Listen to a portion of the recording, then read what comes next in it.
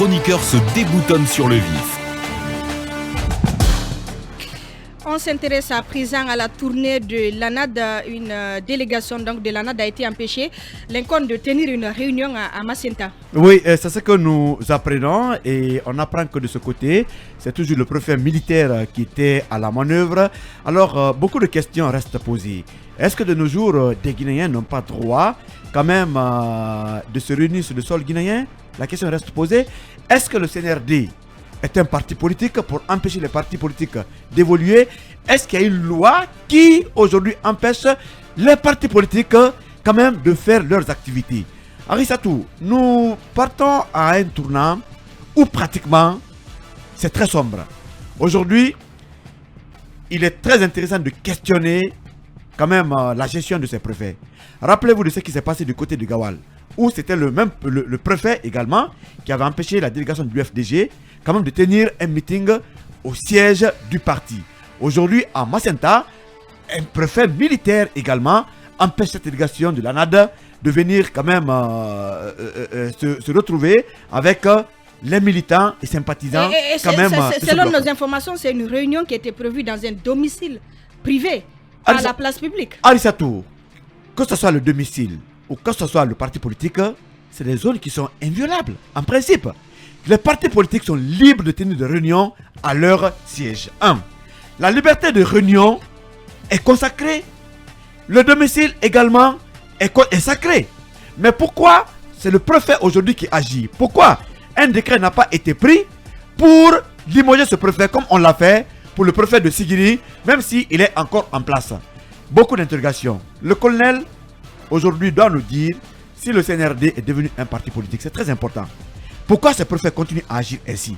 Pourquoi ces préfets ont remplacé les autres préfets d'Alpha Condé? Et pourquoi d'ailleurs le coup d'état contre Alpha Condé? Parce que rappelez-vous qu'à l'époque, les préfets avaient tous des foulards jaunes et qui agissaient en tout cas pour faire plaisir au palais.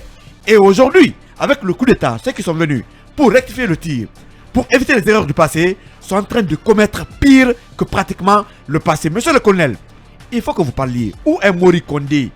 D'ailleurs, j'accuse pas le préfet, j'accuse Mori Condé. Il a clairement dit qu'il n'a pas reçu l'information. Il ne peut pas recevoir l'information, mais les préfets relèvent de son département. C'est la tutelle.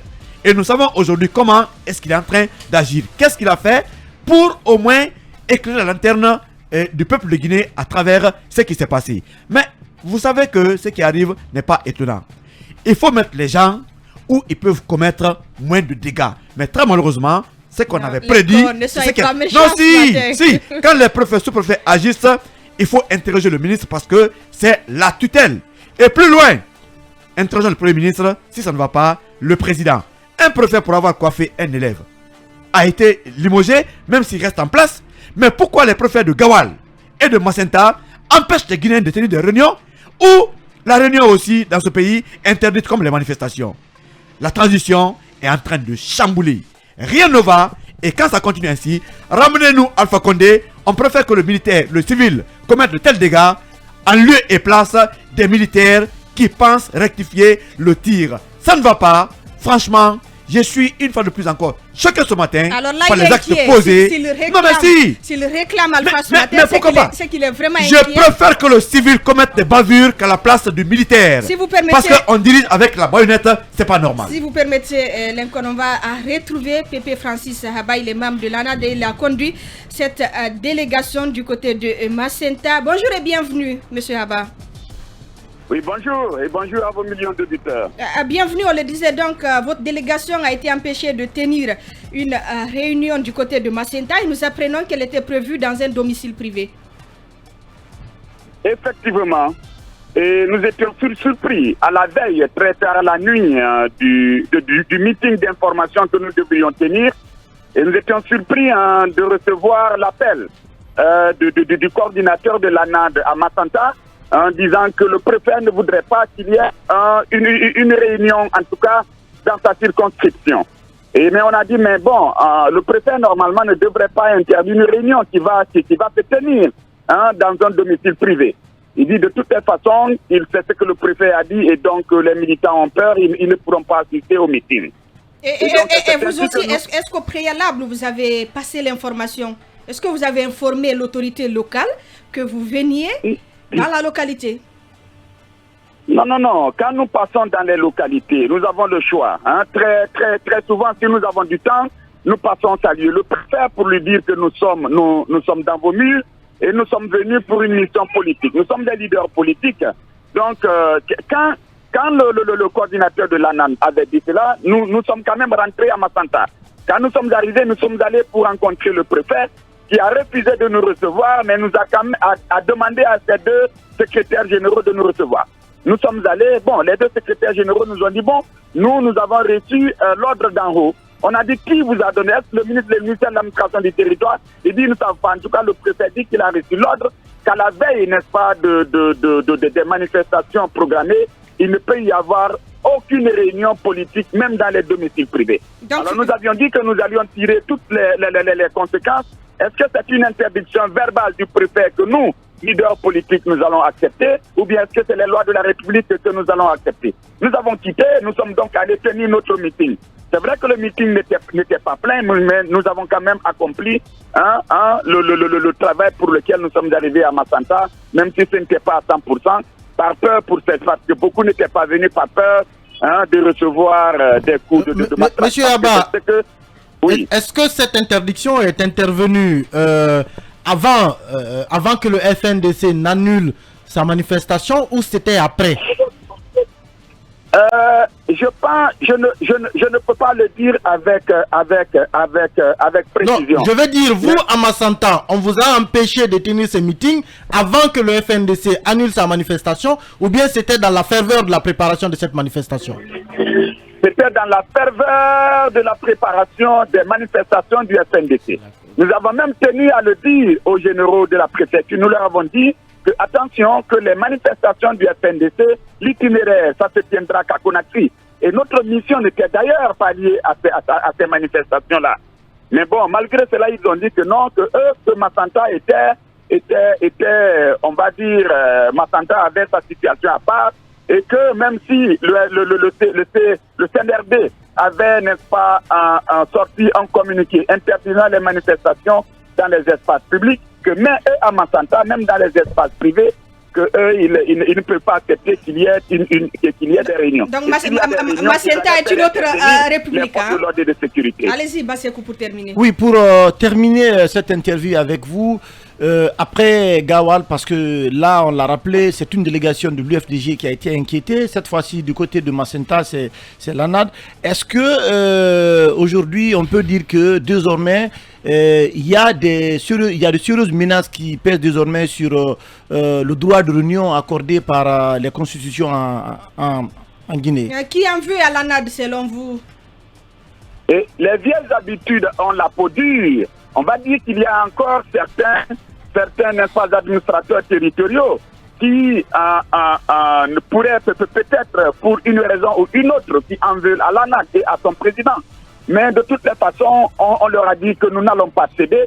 Nous avions tenu le meeting, même s'il n'était pas plein comme nous le voudrions. Et c'est ce que nous sommes en train de faire dans toutes les préfectures de la Guinée forestière.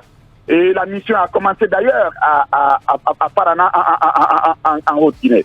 Oui, mais pendant ce temps, autres ministres directeurs généraux partent à l'intérieur du pays pour convaincre les Guinéens par rapport à l'acceptation des 36 mois. C'est pas des réunions aussi ou des meetings? Je n'ai pas compris. Qui va à l'intérieur du pays pour demander d'accepter 36 mois? Il y a des Guinéens, des directeurs nationaux, des ministres qui voyagent au nom du CNRD pour que les gens acceptent les 36 mois à travers des réunions qui ne sont pas empêchées. Exactement. C'est du deux poids, deux mesures. Ce sont cette intoxication des militants et des populations à la base. N'est-ce pas, c'est cette désinformation que nous sommes venus pour lever. Nous sommes venus pour déterrer, n'est-ce pas, ces désinformations. Nous sommes venus pour informer les populations.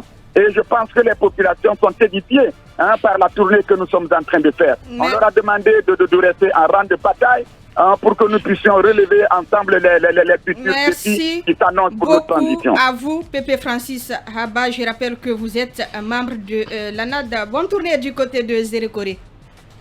Bonne journée. Merci. Donc, Kaby, on ne peut quand même pas interdire des réunions même dans des espaces privés. Non, mais Est-ce qu'on pourrait dire que là, on est en train d'exagérer? Non, mais il faut rappeler que le communiqué numéro 12 du CNRD interdisait toute manifestation. Donc, déjà... On parle d'une réunion dans un domicile privé. J'en viens. L'interdiction, c'était la voie publique. J'en viens. Il disait... C'est ridicule. J'en viens. Le communiqué disait que les manifs sont interdites, sauf dans les QG des partis politiques. Donc, déjà, on avait balisé ce qu'on devrait appeler une action liberticide vis-à-vis des droits les plus fondamentaux et les plus élémentaires des partis politiques, mais aussi des citoyens en tant que tels.